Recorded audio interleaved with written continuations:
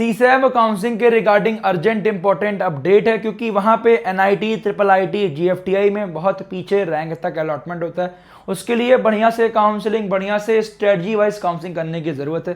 किन बातों का ध्यान देना, आइए डिस्कस करते हैं। सबसे खास बात, पहली बात तो जोसा काउंसलिंग में जिन बच्चों को राउंड 1 में सीट अलॉटमेंट हुआ है, वो आपके लिए इंपॉर्टेंट चीज़ क्या, आप ध्यान दीजिएगा। जैसे आप जाएंगे शेड्यूल में, एक चीज़ ध्यान दीजिएगा, जो बच्चे गलती ये करते हैं, राउंड 1 में सीट मिली, 2 में मिली, 3 में मिली, 4 में मिली, फर्स्ट टाइम, आपको ऑनलाइन रिपोर्टिंग करना मैंडेटरी है, सीएफ पे करना मैंडेटरी है, डॉक्यूमेंट्स अपलोड करना मैंडेटरी है, फ्री स्लाइड अपलोड करना मैंडेटरी है। अगर फर्स्ट राउंड में सीट मिली है, फिर अगले राउंड में केवल आपको फ्री स्लाइड अपलोड वाला जो ऑप्शन आपने चूज किया है वो आप चेक करते रहिए, आपका वही सेम है, और अगले राउंड में आपकी काउंसलिंग बढ़ती जाएगी। बट जिस राउंड में फर्स्ट टाइम अलॉटमेंट हुआ है, अगर आप ऑनलाइन रिपोर्टिंग नहीं करते हो, आपकी सीट कैंसिल हो जाती है, फिर आप फर्दर काउंसलिंग में जोसा वाली एलिजिबल नहीं हो, आप स्पॉट काउंसलिंग सीसैम में एलिजिबल हो। बट एक चीज़ ध्यान दीजिए, जिनको आपको सीट मिल गई है, अभी तो आपकी सीट पक्की हो गई, आपने ऑनलाइन रिपोर्टिंग कर ली, आपका डॉक्यूमेंट्स वेरीफाइड हो जाएंगे तो पोर्टल पे बन के आ जाएगा। बट एक इंपॉर्टेंट चीज़ क्या, जिनको आईआईटी मिला तो ठीक है, राउंड 5 में जो लास्ट आईआईटी मिला वहीं पे आपको फिजिकल रिपोर्टिंग करनी है, ठीक है, और आपका जो बैलेंस फीस है वो आपको उनकी आईआईटी की वेबसाइट रहेगी, वहीं जाके पे करना रहेगा राउंड 5 के बाद, ठीक है। और अगर किसी को विड्रॉल करना है आईआईटी से, राउंड 4 लास्ट रहेगा, उसके बाद आप विड्रॉल नहीं कर सकते। मान लो आपको बिट्स मिल गया, आईएसटी मिल गया, आरजीआई, पीटी, आईईपी, किसी प्राइवेट कॉलेज में जाना है या ड्रॉप लेना है, तो राउंड 4 तक विड्रॉल कर देना। अगर राउंड 5 में सीट मिली, आप एक आईआईटी की सीट खराब कर रहे हो और अगले ईयर आप आईआईटी के लिए एलिजिबल नहीं हो गए, ध्यान दीजिएगा। अगर आपको राउंड 5 में सीट मिली तो आपको सीट लेनी ही पड़ेगी। NIT, triple IT, GFTI round 5 तक आप विड्रॉल कर सकते हैं। और अगली इंपॉर्टेंट बात, अगर आपको अपनी सीट पक्की करनी है तो 22 से लेकर 24 के बीच में पार्शियल एडमिशन फीस पे करना मैंडेटरी है। 45,000 for general, EWS, OBC, SC, ST, PWD के लिए 20,000 रुपये लगता है, जो कि आपको 22 से लेकर 24 के बीच में करना है। एनआईटी त्रिची का चाहे सीएस मिला हो, चाहे आपका ट्रिपल आईटी मणिपुर का सीएस मिला हुआ है, हर बच्चे को पे करना है मैंडेटरी। जिसको एनआईटी, ट्रिपल आईटी, जीएफटीआई मिला है, नहीं पे करोगे आपका विड्रॉल माना जाएगा, आपकी सीट कैंसिल हो जाएगी।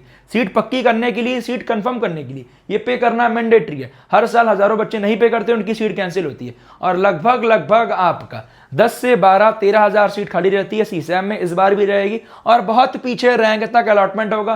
बस उसके लिए अच्छे से काउंसलिंग करिएगा। 24 जुलाई को जोसा काउंसलिंग खत्म। अब ध्यान दीजिए, यहाँ जाइए नीचे, और यहाँ आपका शेड्यूल पूरा मेंशन है, ये ध्यान दीजिएगा। कब आपकी 28 जुलाई को वैकेंसी आ गई सुबह 10 बजे, ठीक है। आपका लास्ट डेट कब था पीएफ का, ध्यान दी 24 जुलाई था, यहाँ वैकेंसी आ गई। 28 जुलाई सुबह 10 बजे से आपका रजिस्ट्रेशन स्टार्ट हो गया। इसमें आपका रजिस्ट्रेशन करना है, पेमेंट करना है, और चॉइस फिलिंग स्टार्ट हो जाएगी। लास्ट डेट आपका रजिस्ट्रेशन का एंड हो जाएगा पेमेंट का 3 अगस्त 10 बजे, और चॉइस फिलिंग आप 5 अगस्त 2 बजे तक कर सकते हैं। फर्स्ट राउंड का अलॉटमेंट आपका 6 अगस्त को आएगा, और यहीं पे बहुत पीछे रैंक तक अलॉटमेंट होता है। और राउंड 1 में ध्यान दीजिएगा, जिन बच्चों को विड्रॉल करने का मन है, या फिर आपको सीट नहीं चाहिए, आगे काउंसलिंग में नहीं बैठना, राउंड 1 में ही विड्रॉल कर लीजिएगा।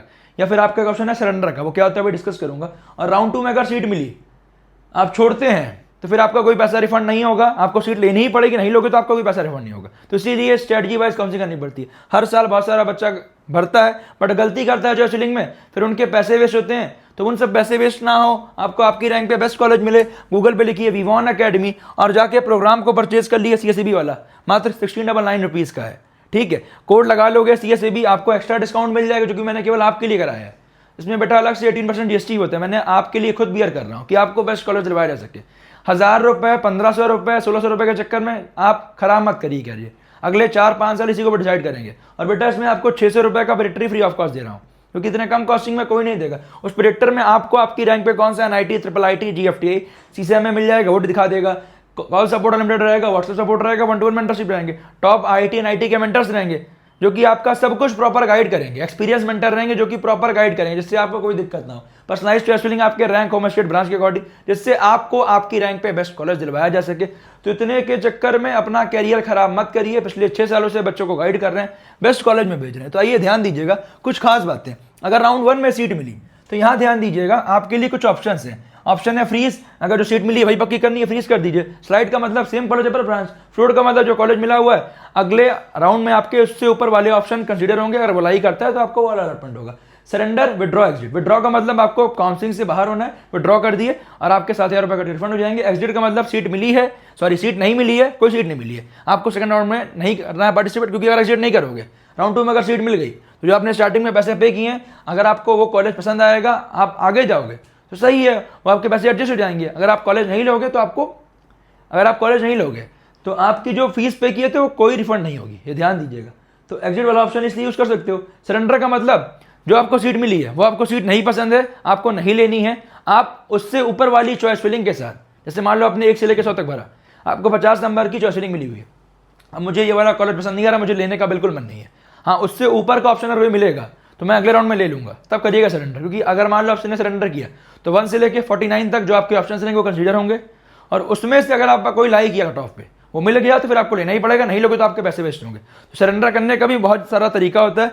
जो बच्चे सपोर्ट लेंगे, टीम सब कुछ गाइड करेगी, मेरे अंडर गाइडेंस में एक व्हाट्सएप चैनल रहेगा जहाँ मैं सब कुछ गाइड करूंगा। तो बढ़िया से काउंसलिंग करिएगा, कुछ कंफ्यूजन होगा मुझसे पूछ लीजिएगा और सपोर्ट जाके परचेज कर लीजिएगा। जो सा भी आपका स्टार्ट हो चुका है, सीसैप भी आ जाएगा, टाइम बहुत कम बचा हुआ है, अच्छे से प्लानिंग करिए। अगर आपको बेस्ट कॉलेज चाहिए, NIT, IIIT, GFTI lakh rank तक मिलता है। GFTI तो 10 लाख रैंक पे जनरल में मिला हुआ है, तो कुछ सोचो इतने पीछे रैंक तक अलॉटमेंट हुआ है। NIT भी 1.5 लाख रैंक तक मिला हुआ है।